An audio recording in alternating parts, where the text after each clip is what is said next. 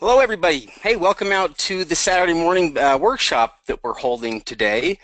My name's Ferre. I appreciate everybody attending and joining us. We hold these free webinars about every month or so, maybe every 2 months. And I think a lot of people tend to find us through a lot of the videos that we have on the internet. We've got videos all over the place. So however you came to find us, we're happy that you joined us. For some of you, you may have known us for a long time. Others, we may be new now. I keep saying we, but Steve actually is sick today. He tried to come in, but he ended up leaving. And so it will just be me here today, which is really okay. If anybody here tried to attend the last event, like I guess give you a little bit of information just on that. You may have seen it in the email that I sent out already, but on July 27th, Steve's brother disappeared. It was under some really weird circumstances. His car was found in a rough part of town with somebody else's stuff inside it. It looked like it had been stolen, and it's been 15 days now, since he disappeared, and the leads are starting to drive. We just have no idea what has happened. Initially, we thought it might be foul play, but as it's gone on, we're not really sure what's happened. We're not sure if he's endangered in some way, if he's having some kind of mental problem and he's running, or hiding, or if he's even still alive. So it's been a crazy situation. Paul, Steve's brother that is missing right now, is also a business partner with Steve and I. In fact, we launched a new business with him about 3 months ago, and so it's been a crazy couple weeks. That was the reason why that last Saturday webinar never happened. Was because we were right in the middle of that. And to be totally honest with you, I hadn't even thought about the webinar until 2 days after it, because we were so wrapped up in everything with the surge. So anyhow, I think we just basically pray for the best on that, and hope at some point he'll come home.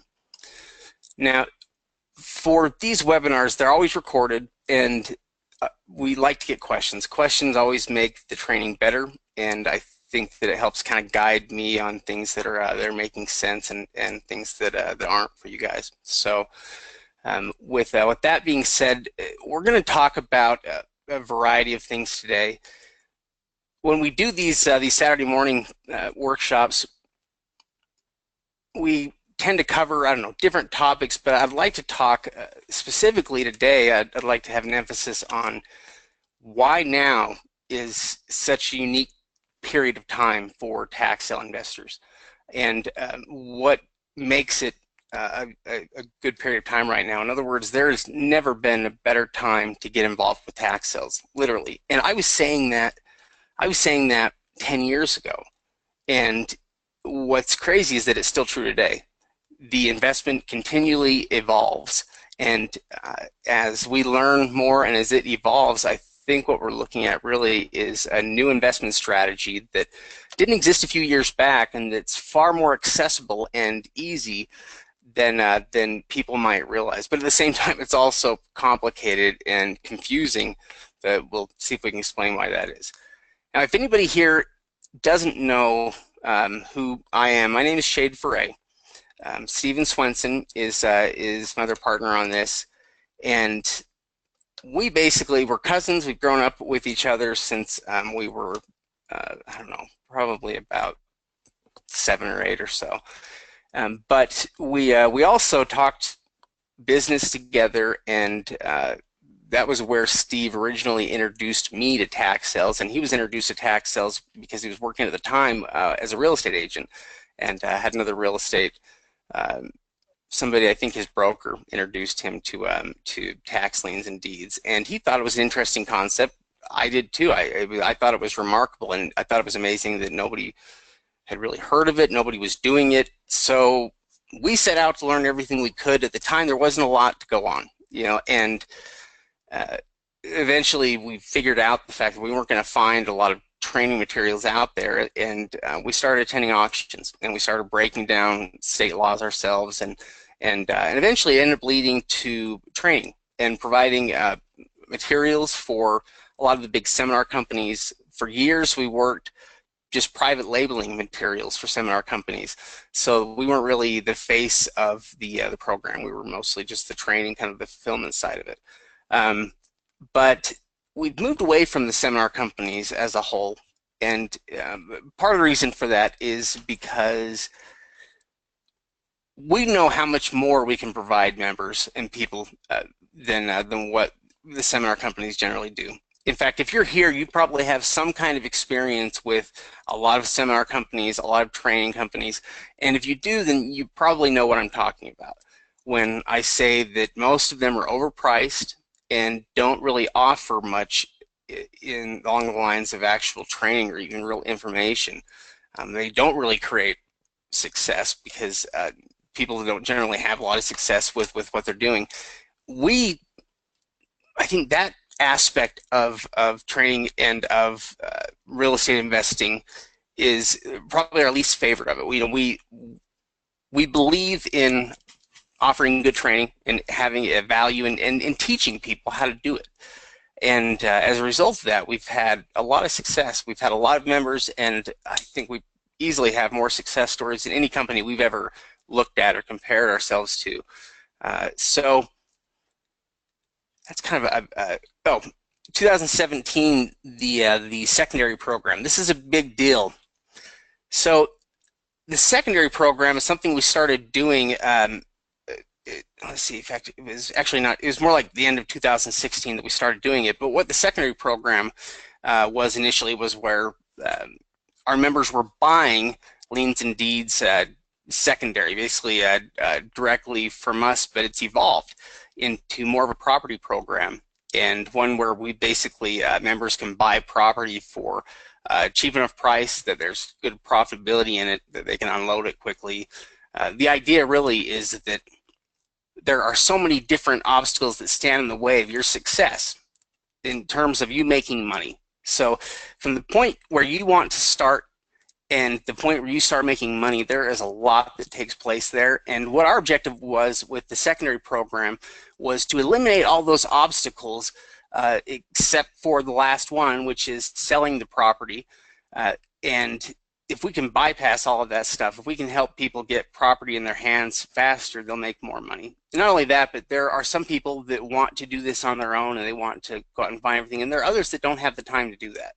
And so the secondary program was about finding a way to help those members buy property, because Steve and I don't have any problem finding and buying property at great deals. You know, I think that everything we bought over the last year, I think on average we probably paid less than 10% on average for it. So we basically have a good system in place to be able to pass savings on to the members. Now, I mentioned before about the timing that is involved with tax sale investing, but literally it has changed so dramatically over the last 20 years that what we see today simply didn't exist even 10 years ago, not really. I mean, it was the beginnings 15 years ago, not at all. It is changed so much that nobody has really been able to, I guess with the exception of us, maybe there's some other companies that are trying to follow it as well, but there aren't that many people that have been on top of it and been able to follow it as it's changed. And that's what we've specialized in, and that's what we focused in. But there are two primary things that happened that I think have had the most dramatic impact on tax sales. The internet in general has had a dramatic effect.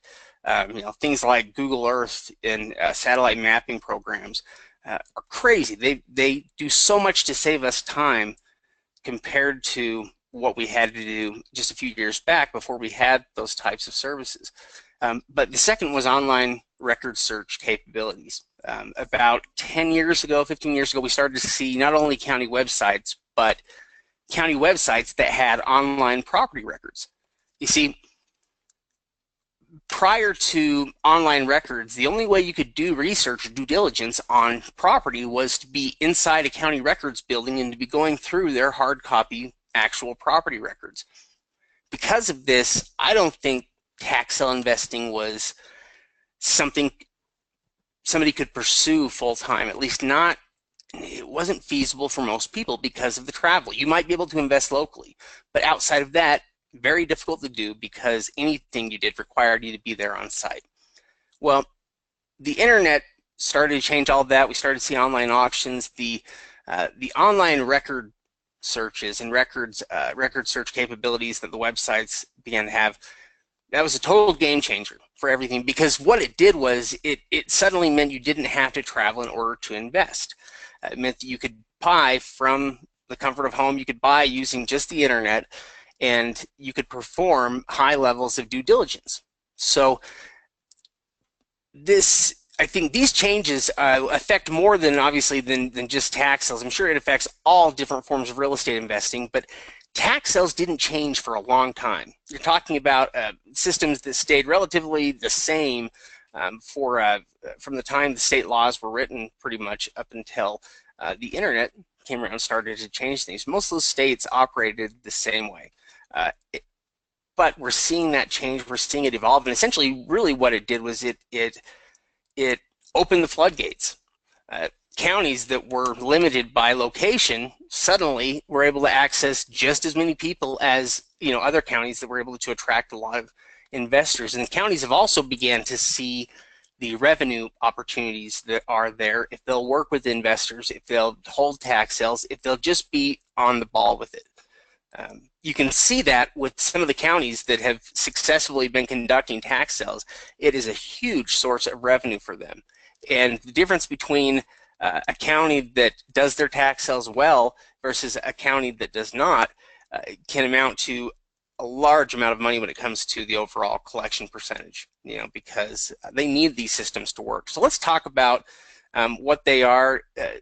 I'll get into what I think is really this land giveaway that is taking place right now, and I'll talk more about what that is. If I don't bring it up here towards the end here, make sure somebody reminds me.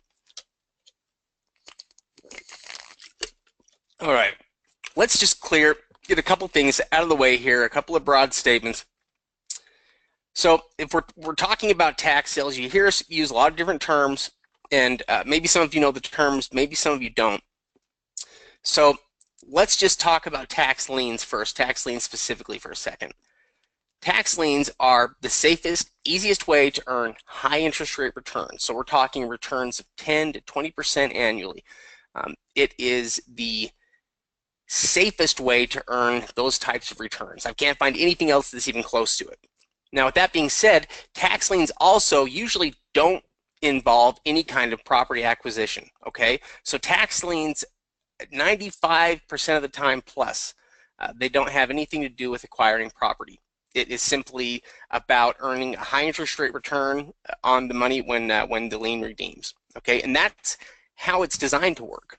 And 10 to 20% is a pretty good overall rate of return, so you can understand if the investment is safe, why so many people would be attracted to that.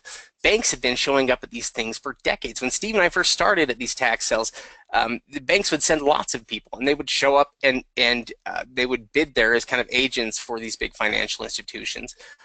But yeah, if you want to know where they invest their cash, it's in liens, and they're not picky or choosy. They buy huge blocks of liens. They buy everything that they can that is a lien, and they aren't worried about it because they know what the numbers are. They know how many of them redeem and what kind of returns they earn on them. So it's how the banks have been making money for a long time, is through tax liens. But the banks aren't interested in acquiring property, okay? They have no interest in that. They are liquid. They have no interest in holding on to property. They're not very good at it, and they like tax liens because they don't involve owning property. They're really more just about earning the interest, so it works perfect for them. It's a hands-free investment. If property acquisition is what you're after, in other words, if you want to buy property for a cheap price so you can turn around and resell it, then tax deeds are the way to go. They are also the cheapest way that you can buy real estate in America.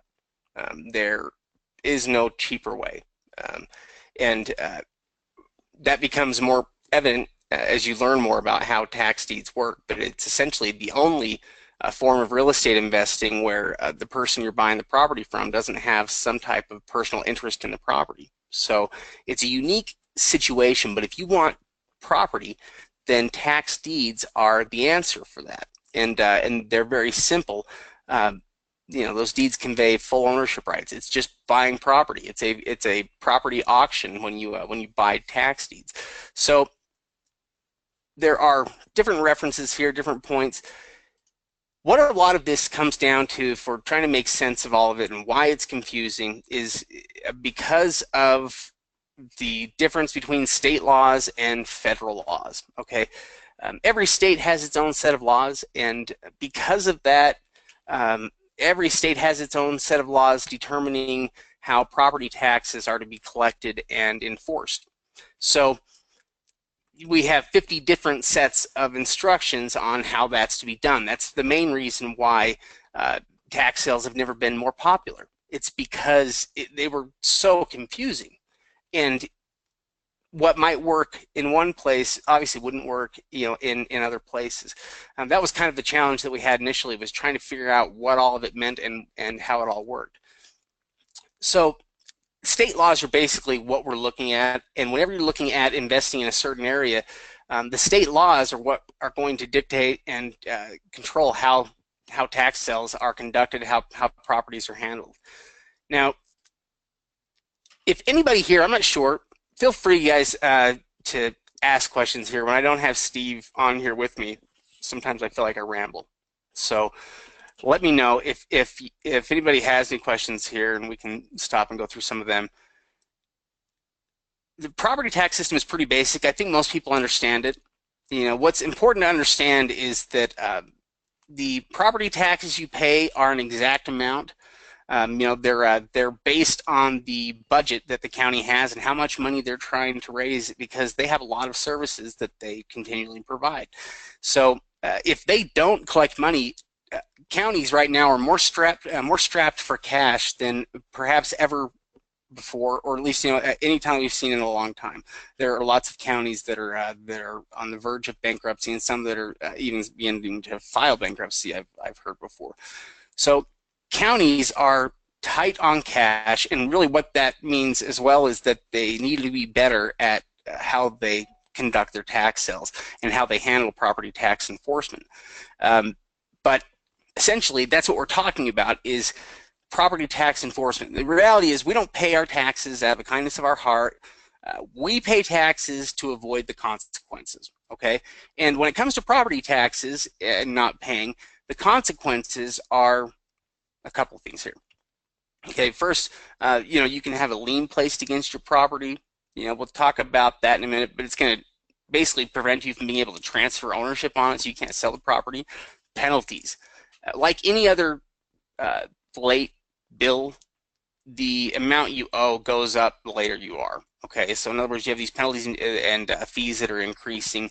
It's the same thing. The county uses those penalties and fees as an incentive to get the property owner to pay off what's owed.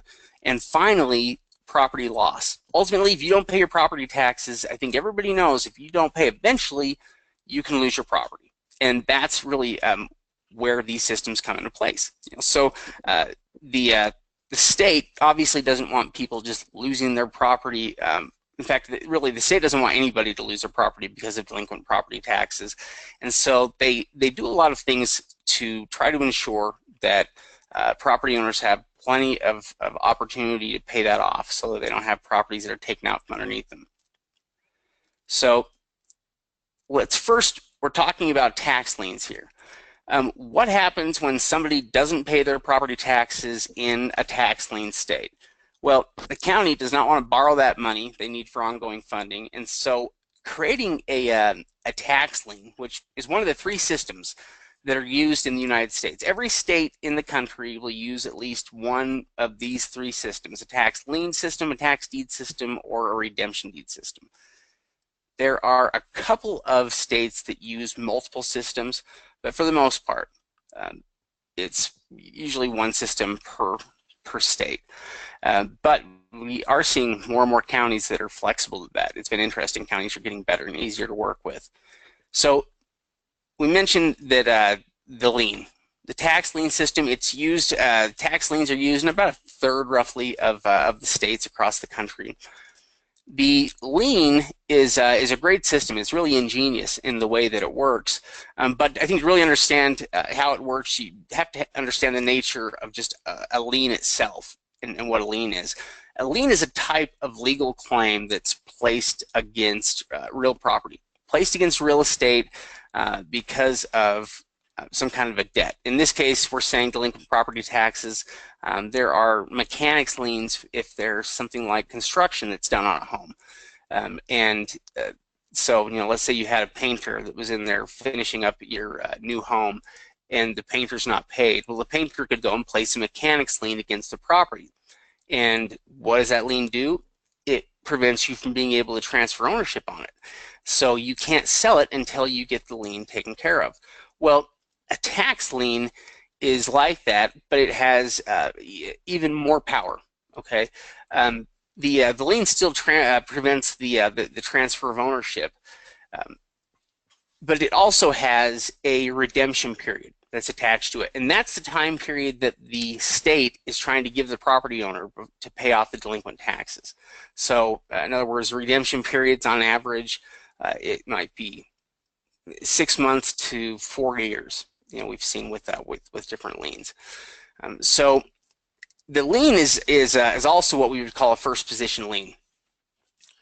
And what that really means, I think it's kind of important to understand this.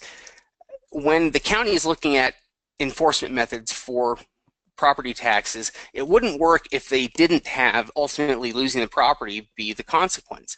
And the only way they can do that and have foreclosure be an actual consequence with that is to have first position liens. That means they take priority or precedence over other types of liens or claims, even something like a mortgage. Okay, so this lien actually comes before a mortgage, has priority over a mortgage. The only thing that things that are equal to it would be other government liens, so municipal liens or an IRS lien. Those are equal to them. It really just depends on which one was placed first.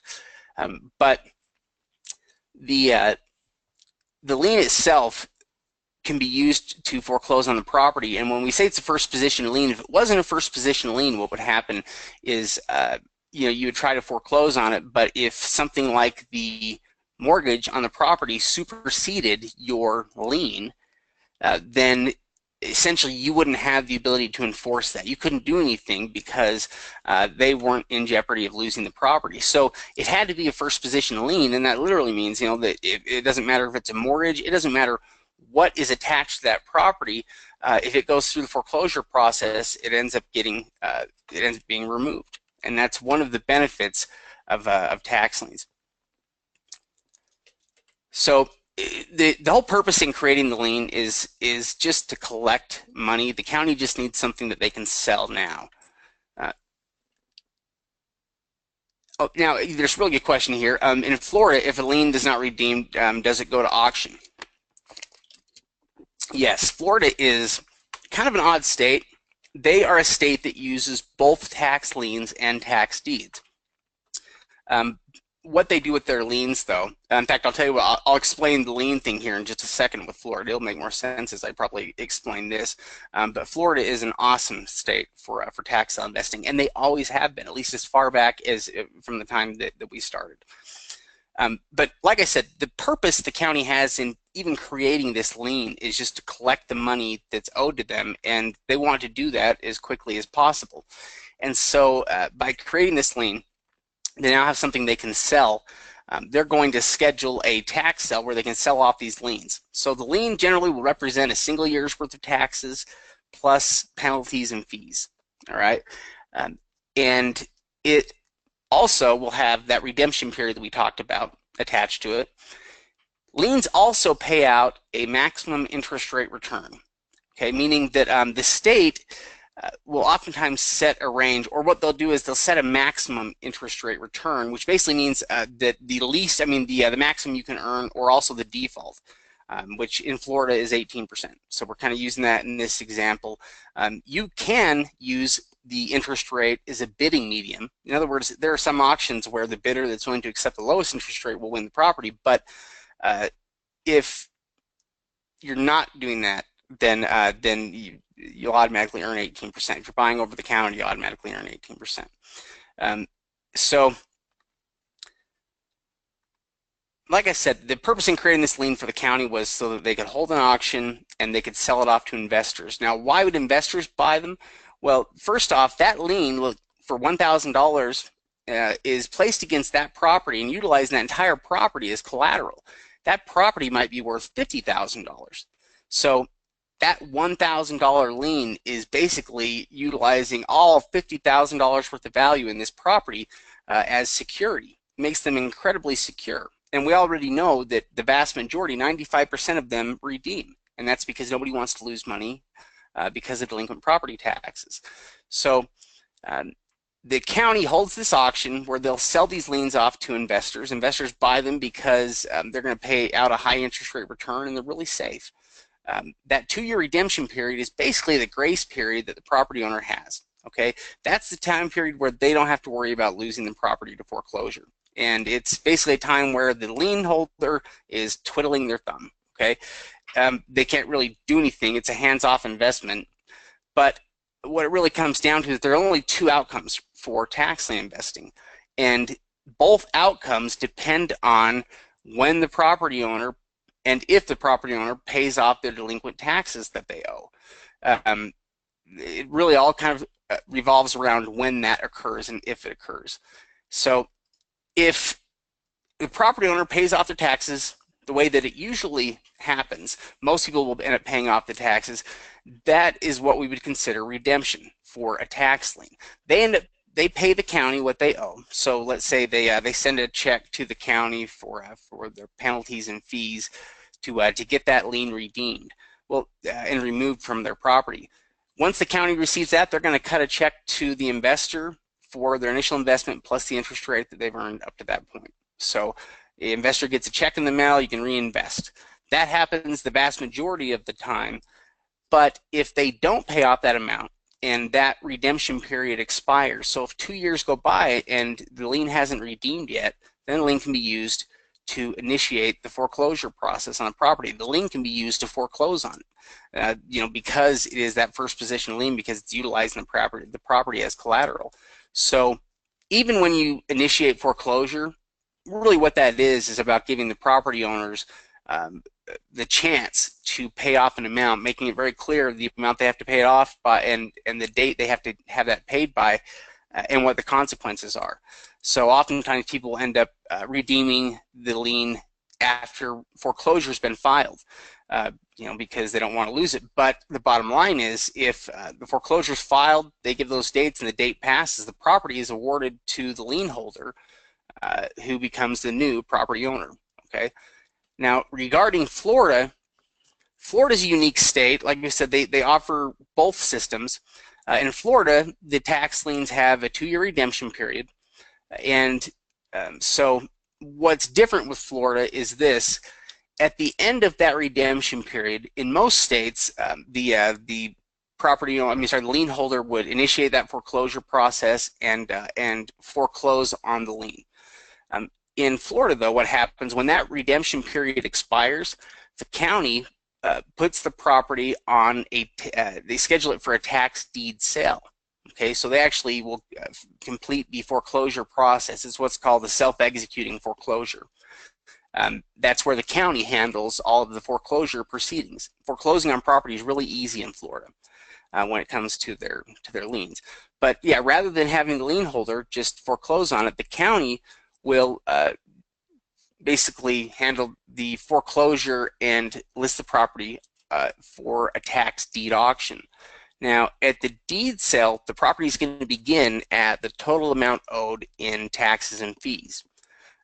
So basically, as soon as it gets an opening bid, the county has collected everything that's owed to them. They honestly don't care what it sells for beyond that. It makes no difference to them. They just put the money into an account. If it sells for more than the minimum bid, they'll put that money and set aside for the property owner to pick up. It's also what we would call an overage, or excess proceeds. So the county has no interest in that at all. They really just want to collect that money that's owed to them now.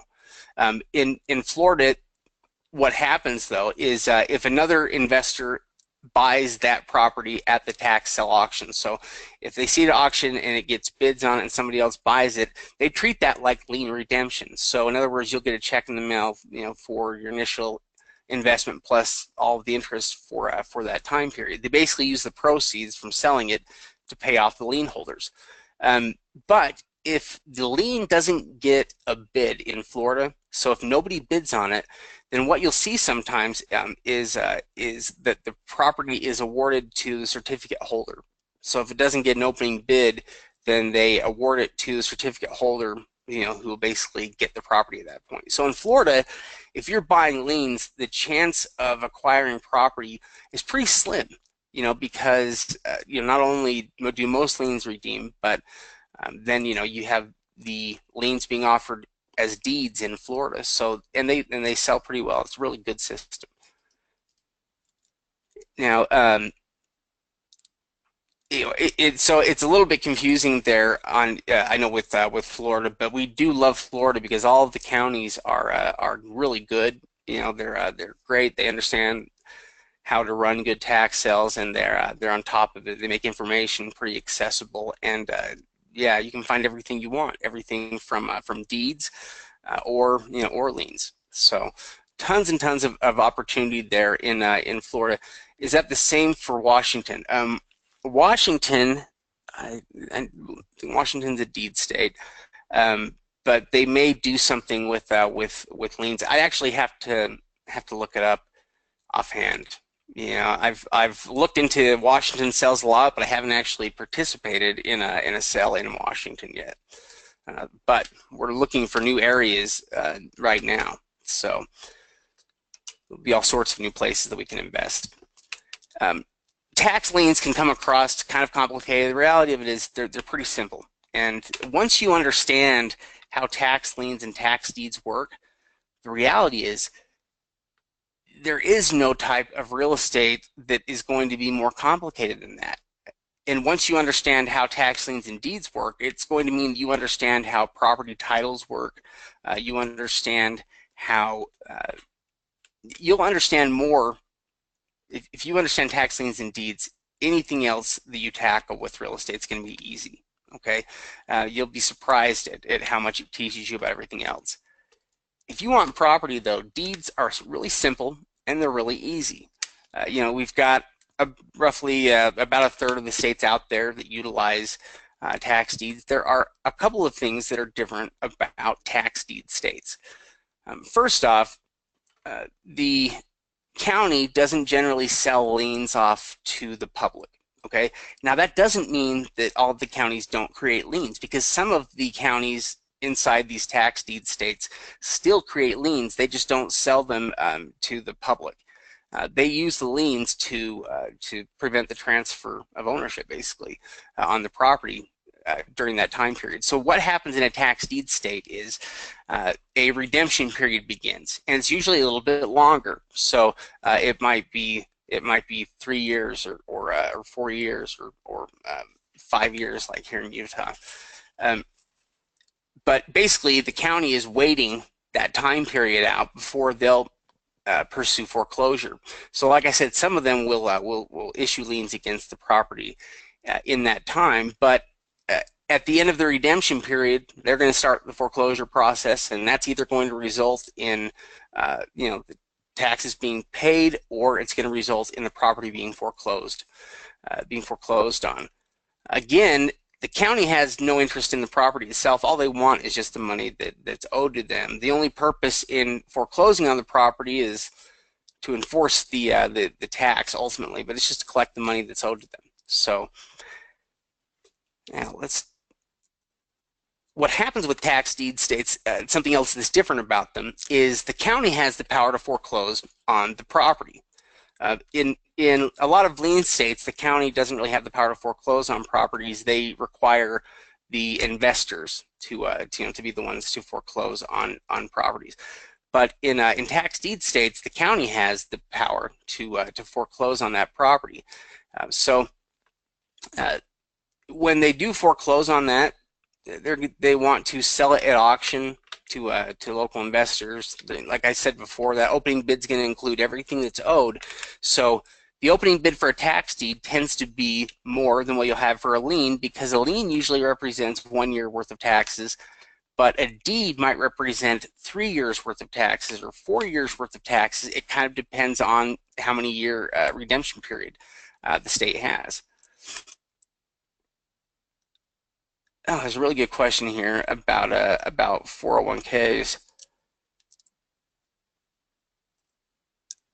Although I'll tell you what, here I'll address that question here in just a second. So yeah, essentially, if you want property, when the county forecloses on these properties, they create a tax deed. It conveys full ownership. You can buy these properties outright. But something else has also changed over time here. In the past, the county would oftentimes get properties that nobody bought at auction. And what ended up happening was every year they would just add the taxes on to the last year. Okay, so if it was an unappealing investment this year, just wait till next year when they just keep adding more on, and they keep doing that. They keep adding on these amounts until you have this outrageous amount that's owed, and obviously nobody's going to buy it. Well, a lot of counties are finally beginning to see the light with this, understanding that they're never going to collect that money, and that the longer they just keep adding that amount to it, the longer it will be until they ever have a paying property owner with that property. So really the best thing that the county can do, and what I think that they're beginning to find this too, is to be proactive with it. And on properties like that, forgive the debt that's owed. This debt forgiveness is part of what I mean when I talk about the land giveaway. Okay, counties are beginning to realize that they're better off, if they've got some property that's not worth a lot or that has a ton of delinquent taxes that are owed, they're better forgetting about that whole amount, because they're never going to collect it. Nobody's going to pay for it. And not only that, but they're basically better off giving the property away if they have to. In other words, they'll drop their minimum bid amount on these properties down to $50 in some cases, or $100. And that's as close to giving property away as you can find. There's no other way you can find property for $50 or for $100 or for $200. It's literally pennies, I think, on the dollar compared to what a lot of these properties are worth. But they are forgiving those amounts just so they can get somebody, that will buy the property and be a new property owner, so that they don't have to deal with it anymore. And so what we're seeing is counties hold sales where they're selling off hundreds or even thousands of properties, and they've forgiven the amount owed on all of them. Okay, so those are crazy opportunities. Something else to consider too is single-family homes are nice. They really are great, but raw land is what gets overlooked the most when it comes to these tax sales. It's also the most common at the tax sales. It's also the easiest thing to buy out of state. You don't need to lay eyes on the property if it's raw land. If you can get an overhead image, if you can kind of see about what the property looks like, if it's raw land, it's not like it changed much. You don't have to worry about the condition of the property or what kind of fixes need to be done with raw land. So a lot of opportunity with raw land investments with tax sales, I think, that oftentimes get overlooked. One of the questions here, so let me just get into this question here for a minute. If anybody's interested in redemption deeds, they're just a hybrid system between the two. There's a couple of states, Georgia, Texas is the most popular one, but we're basically talking about tax deeds that have a redemption period attached to them. So in other words, you treat it like a deed, but when you buy it, for a time period after that purchase, you don't have the ability to sell it. Okay, so for instance, in Texas, it's 6-month redemption period on most properties after you buy. The only exception to that would be homestead properties or some farmland, which would have a 2-year redemption period. But there are some benefits and drawbacks to that. I think depending on what you're after, really. The question here, the individuals ask me what my opinion is on 401k what is my opinion about a 401k hardship withdrawal to buy a primary residence on as an over-the-counter deed. I think it's an excellent idea. Well, I mean, I guess I can't really say in terms of the hardship withdraw and what kind of penalties you'll be hit with on the 401k. You know, I'm not an accountant and I couldn't really tell you on that for sure. But with the idea of using funds to buy an over-the-counter deed as a primary residence, I think that's an awesome idea. And here's why. I've been looking at property, single-family homes even, all week that are nice, selling in a lot of different places for prices that are really cheap. You're talking about nice single-family homes that might be opening up at auction for $2,000 or $3,000, but that even the sales prices on a lot of these is maybe $5,000 or $10,000. And you're looking at properties that have a rent estimate of about $800 a month, okay, which is insane when you start to look at the numbers and how that would work out. We're talking about a lot of these homes that I'm seeing that are livable still. Okay, some of them still have occupants in them, which, by the way, when you're looking at this kind of stuff, when I first started, I used to, you know, if I saw occupants, I was like, oh, that was like a negative thing to me. But now occupants are a very positive thing whenever you see them, because it means that the property is livable. You know, it means that there are people living there at the time. Homes that are lived in are always more cared for than those that aren't. And to have it currently lived in gives it a certain hard value. Not only that, but you know, you've already got somebody that's interested in the property. You might be able to work out a deal on that.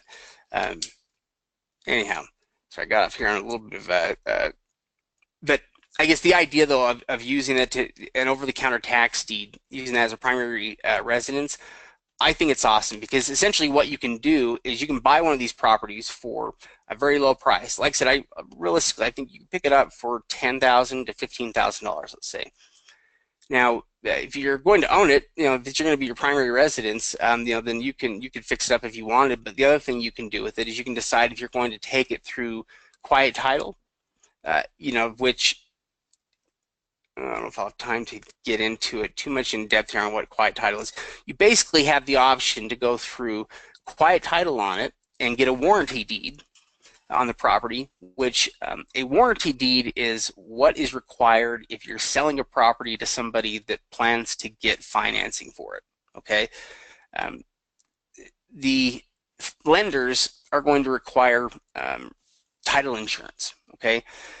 Title insurance is basically where you have a title search company that's going to look at the history on the property, and they're going to make sure that there are no outstanding encumbrances or liens against the property, and they're basically going to stamp a guarantee on the transaction. So they're saying, okay, we've looked at this property, its history, and we are certain that it doesn't have any problems, and we'll even guarantee that in this transaction. So that's essentially kind of what title insurance is. Well, you can't get title insurance on most tax deeds, although there's a service out there called Tax Title Services that is starting to do it now with deeds. But generally speaking, you couldn't get title insurance on a standard tax deed. So that's why you can't buy a tax deed property and turn around and sell it the next day to somebody that would be getting financing on it, and to sell it for full market value. All right, we're really acting more as a wholesaler when we buy here. Okay, when you pick up property for those cheap prices here, a lot of the things that might be important to you if you were buying your own home, or important to you as a consumer, are suddenly no longer important to you because you are a wholesaler, because you're an investor. It's like somebody's selling you a Ferrari for $200. It doesn't matter if it needs new tires or if it's got a scratch on the paint, because it's a Ferrari and it's $200. It's that same concept, I think, with tax liens and tax deeds. Now, I think it's a really good idea, though, by the way, just because you could buy that property. I mean, if live in it and you basically own your property outright, it's going to go up in value. You know, as soon as you have the warranty deed on it and it's worth full market value, you have made a killing on it, because you paid $10,000 for it, and you can sell it now full market value. It's going to be worth at least 50 and work its way up. So you're talking about a high degree of profitability. I think it's a great way to go. It's also a good way to invest for anybody that just wants long-term real estate, because we're talking about property you can buy for $10,000 or $15,000 that rents out monthly, for about between 5 and 10% of that. That's crazy. It's crazy to think that you could buy one of these properties for $10,000 and rent it out for a year and a half basically and have it paid off and bringing in $800 a month after that. So a lot of really good opportunity out here. Yeah, in fact, yeah, if you wanted to live in the property for a couple of years, that would be, so if you bought the property as like an over-the-counter tax deed, you could live in it in a few years. You could take it through quiet title to get a warranty deed. Most states also have laws that make it easier for paying property tax owners to get warranty deeds on the property after a certain number of years of consecutive property taxes being paid. So I'm not sure what the exact number is. It might be something like 3 or 4 years. But after 3 or 4 years of paying your property taxes every year, getting a warranty deed is simplified and easier to do. Otherwise, going through that quiet title action, it's going to take a real estate attorney. It might cost you $1,000. It might take 3 to 6 months to do. So, but yeah, I think it's an awesome idea. I think no matter how you look at it, if you can buy a house, if you can buy property like that if you can buy a house for $10,000 or $5,000 or $15,000, it's just such a bargain that it's practically impossible to lose on that. I don't think there's really much that can go wrong. Okay, so another question here is how to buy tax liens in Chicago over the counter online. So Chicago, the county that Chicago is in, trying to remember that county name. Anyhow, Chicago does their tax sales just a little bit differently here, but I can show you. So I'm guessing it's over the counter in Chicago. I think Chicago's tax liens. I think they generally sell tax liens. But if you wanted to foreclose, tax liens can still lead to foreclosure on properties. Not only that, but there are a lot of states, tax lien states, that have counties that still offer deeds. Still basically, if you start to look at a lot of counties, you'll find if you look around for county-held land or for land that's owned by the county, what you're looking at are properties that were foreclosed on by the county at some point, and that are listed as the ownership of the county at that point. They bring down the assessed value down to like zero on those. So if you ever look at a property record on county-held land, if the assessed value says zero, it does not mean that the value is zero. What they often do is just reduce the assessed value so that they don't have to pay property taxes, to themselves, essentially. So after they sell the property, the assessed value will become more normal. So you can usually look back in the history and see that the assessed value was $5,000 and then suddenly it was zero. That's usually the case when you see that. It's because it's county held. So we've got these 3 systems. We've got there are 3,300 different counties or municipalities in the U.S. that collect property taxes. So there are so many options out there when you are looking at this from an investor's perspective. Even if you're working within one state, you can go to all of these different counties. And once you participate in a sale, then doing it again in a subsequent sale or reinvesting in that same market is the key to making everything very easy. Okay, the first time around, no matter what you do, it's going to be kind of a challenge, I think, even if you're dealing with a different county within the same state, because every county is going to have their own unique I guess, their own unique attributes and things that they do differently. So reinvesting in the same tax sale is one of the smarter ways to do this and to not have it take you a ton of time. Okay. Now let's see here.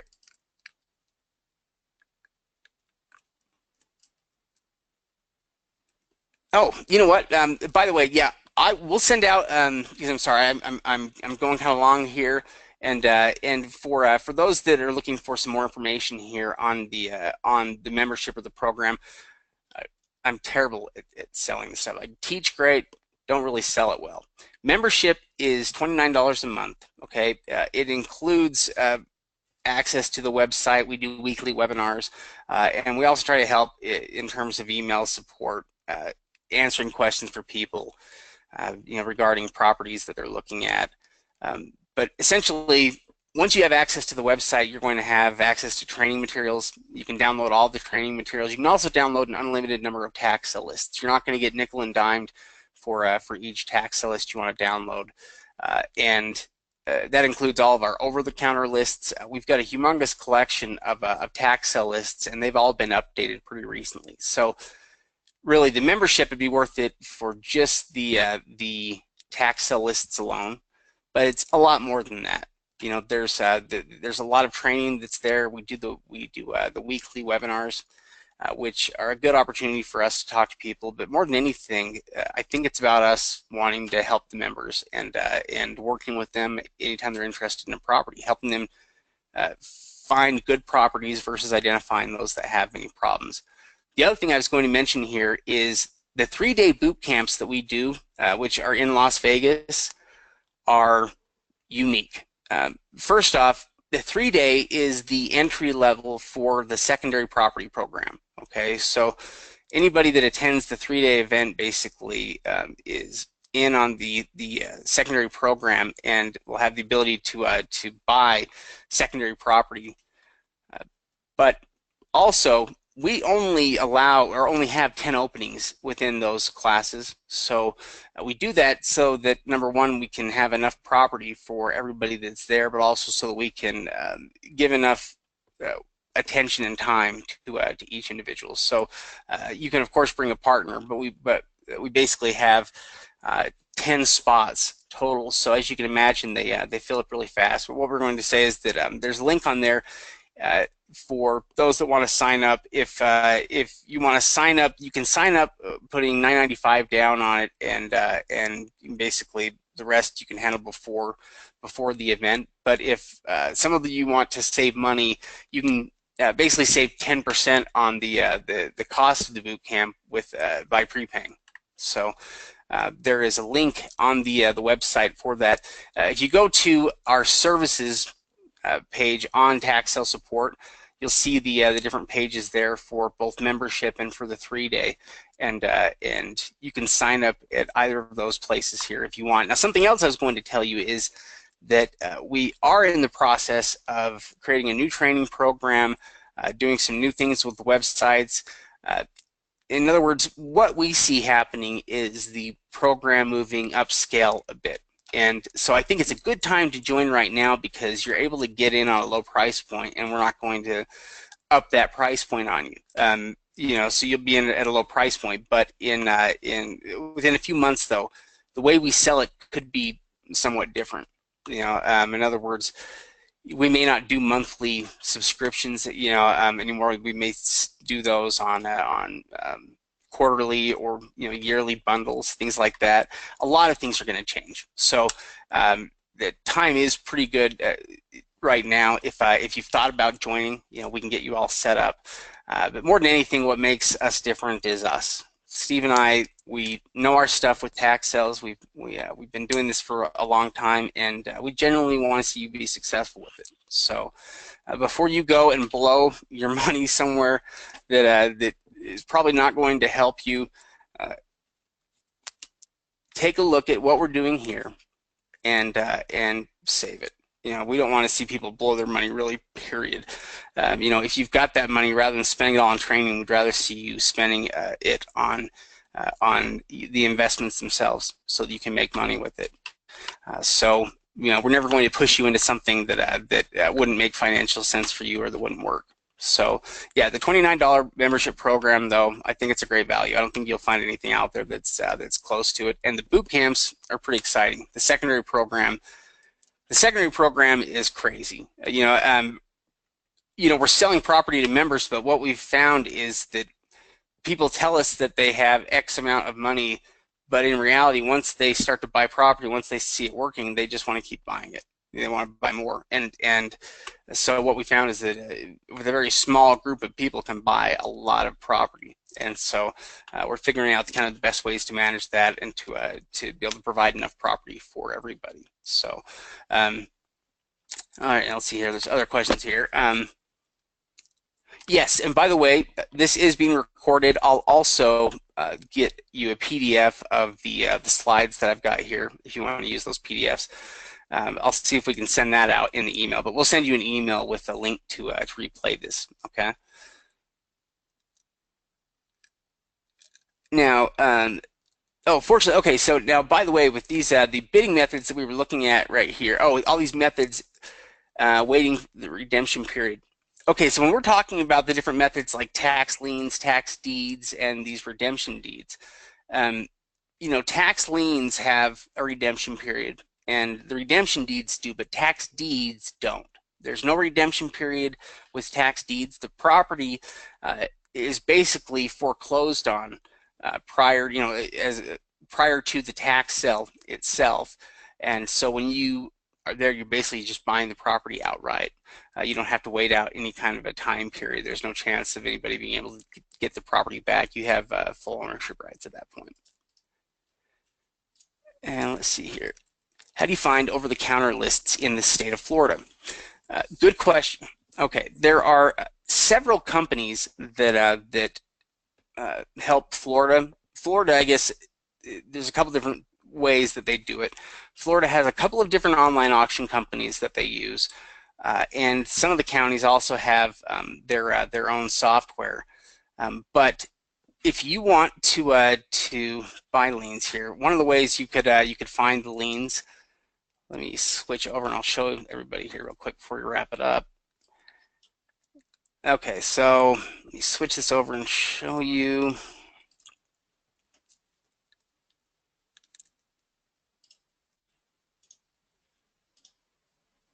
Okay.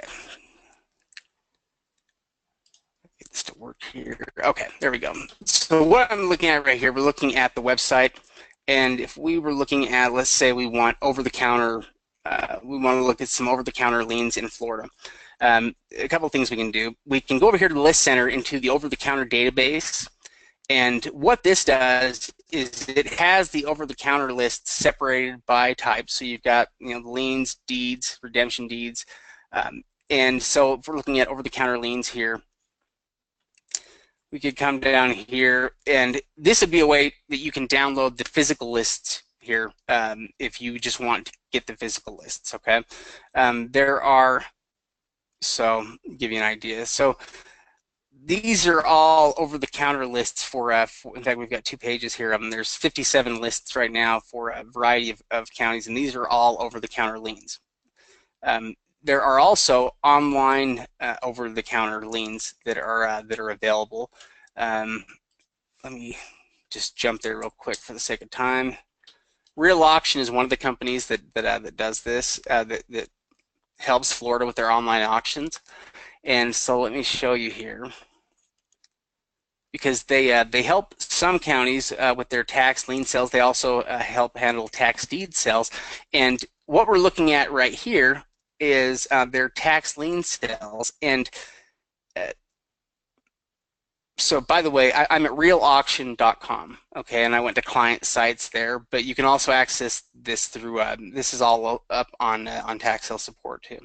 But as we scroll down, we've got the state of Florida here, and what you'll see is in red they have listed county held sale is open.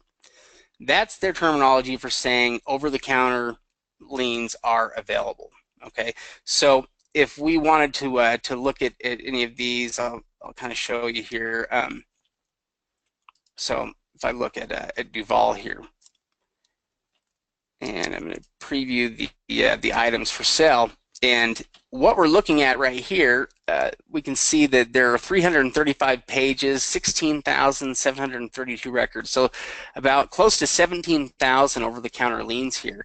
And you can see they have the the tax year, certificate year, the amount. You can see the status on it, and we can also change the amounts if we wanted to look at some different priced ones here, depending on what kind of liens you were looking for. But generally, any of these. So let's say we're looking at. Let's take a look at this one right here. Okay, so this is like a 2014 tax lien, $22,000 roughly, $2,024 currently over the counter. Now it's old enough there that it would be eligible for foreclosure pretty quick. So that's something else. If a tax lien isn't purchased, nobody buys it, the redemption period begins anyway. So if it sits on the books for a year, you could buy it and have a year off of the redemption period. It's actually possible to buy liens that are past the redemption period that you can begin to foreclose on quicker. And yeah, this property you're looking at there, that $2,000 lien, looks like it's a single-family home here. They're valuing it at about $60,000 here. And if we wanted just to take a quick glance at it here, because we probably wouldn't. The one thing I would want to know before I bought this, aside from, hey, does this thing have value, is what the roll-up is. And what I mean by that is when you go to foreclose on a property, one of the requirements the county is going to have is that all the taxes are current. If there are liens that exist out there against the property, that doesn't count as being current. So if you wanted to foreclose on the property, let's say, and you've got the lien, if there are other outstanding liens that exist, you're going to have to pay those liens off before you can foreclose on the property. That's what's called the roll-up. Okay, so the roll-up is basically the total amount it would take in order to foreclose on the property. In other words, if this lien that we're looking at is $2,000, that's not so bad if this property is worth, let's see what it's worth. No, this one would not be too nice. Well, let's see, pending 8,000. Actually, it's not. That's a 2015 image. They're saying 94,000. Well, it's possible, that we could see here on what that's worth. But if I was looking at it and there were a lot of additional liens that were outstanding and that had never been paid, that would be part of the roll-up, and I would want to account for that for foreclosure. So in other words, I have to know, okay, I'm buying this lien for this amount, but I'll need to pay X amount, to foreclose to actually get the property. So that's something to keep in mind here as well. Okay. Oh, really good question here. How much money do I need to have on hand for the boot camp? We try to be pretty flexible because I think that even if people have a couple $1,000s to work with, I think we can help them find property and stuff to buy. In other words, at the event, you're going to want to have at least a couple $1,000 that you can spend on deeds. I would say preferably upwards of about 5,000. I'd say less than a couple thousand, and your options are going to get limited as far as the type of property. But we find fantastic, great raw land, and sometimes the raw land we pick up, we can pick up for $100, $200 that has significant value. So yeah, I would say that that a couple $1,000 is probably where I would draw the line there.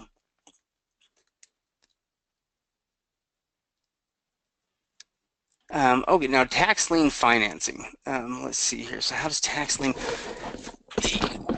I'm not sure exactly what you mean by tax lien financing. Can you get bank financing, or does it have to be cash? Oh no, do you mean maybe you mean like when you pay the county to buy the liens or to buy the deeds? Get back to me on that, and I'll try to let you know for sure. Oh, and by the way, thank you so much for joining us here. And the over-the-counter list for Chicago, I will have to I'll have to take a look. It's Cook County, that's what it is. I think it's Cook County in Illinois, where Chicago is listed. And I know that a while ago they had an enormous tax sale list because they were, I'll have to look.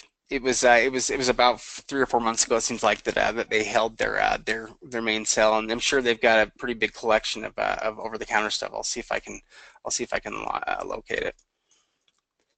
Yeah, by the way, yeah, Real Auction, they do a lot of Florida, but there's also the Grant Street Group also handles a lot of stuff with Florida. There are uh, actually quite a few companies, but Real Auction's my favorite in terms of just how easy they are. Um, and as far as that over-the-counter Chicago lien list, I'm not positive on it. I don't know at this point. I'd have to find it.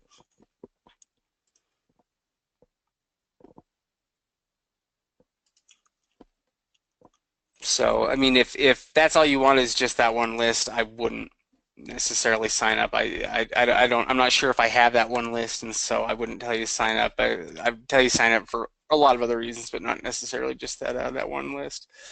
Um, And yeah, what I'll do is I'll post this video on YouTube so that you can access it. But we're also going to email you out a replay link, so you should get that in your email. But if you don't see that for whatever reason, you should find this video on just where I have the YouTube videos that are listed. And also, if anybody has any questions, you're also welcome to email me. I'll see if I can get back to anybody that emails us.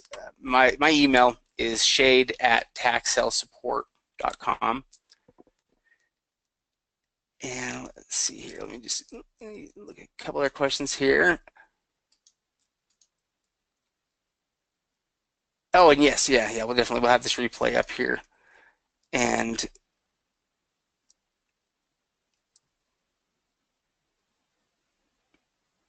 yeah, I'll have to take a look and see there with Cook County. To be honest with you, I haven't invested in Cook County, and some of these places that hold their own tax sales, like Cook County, if they've got big sales, um, some of them are not quite as appealing, to me as others. Um, I just haven't personally participated in the Chicago stuff, but I know that the list is enormous. I know that much on it, but we're just investing in some other areas. So I'll look it up and see what I can find out on it. But other than that, though, the timing will never get better than it is right now. I thought that it would be overly saturated at this point, but it's still not. The reality of it is even the online auctions, which are easy to participate in and tend to get the most competition, some of those you'll see the properties selling, getting bid up really high in price. But at the same time, though, I also still see a lot of online auctions with properties that sell for the opening bid amount. And so there's a ton of opportunity out there, and it's only getting bigger and better. So this is a way to be a real estate investor without traveling all over. It's a way to be a real estate investor and to make money without needing to drop $100,000 every time you want a piece of property. You can buy property for next to nothing. In fact, one of the best things you can do as a new investor is go to an auction. Try to participate. Even buying a property, the first tax lien I bought was for $67. And, it was nothing, but the experience that I learned, from going to the auction, to buying that lien was so much more valuable than this $67 could have ever been. If I had lost the $67, it would have been well worth it, but I didn't. The thing redeemed anyway. But my point is that there's only so much of this that you're going to be able to learn through training like this, and there's a certain degree of it that is experienced, and that has to be experienced in order to really be learned. And for that reason, I think attending these tax sales or participating in online auctions or whatever it is important. It will make you it will help you dramatically when it comes to how well you understand this stuff and how it works. But at the same time, though, if you don't have the time to do all this stuff on your own, the secondary program might be a really easy way to do that. You know, so if you have interest in that too, you know, let us know, and we'll see if we can get you more details on how the secondary program works. Yeah, I'll get this recording available.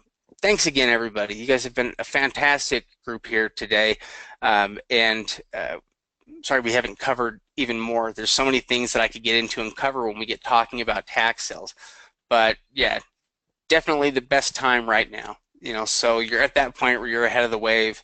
You know, you're ahead of the crowd, and it's a good time to buy real estate too. So.